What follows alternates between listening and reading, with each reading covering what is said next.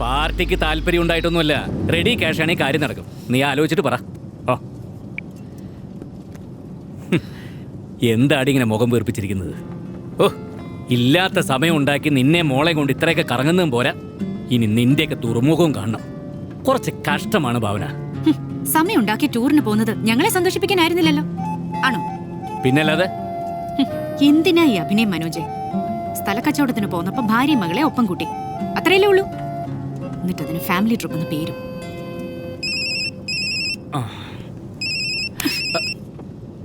വണ്ടി ഓടിക്കുമ്പോഴെങ്കിലും ഇതിന് റെസ്റ്റ് കൊടുത്തൂടെ മനോജ്?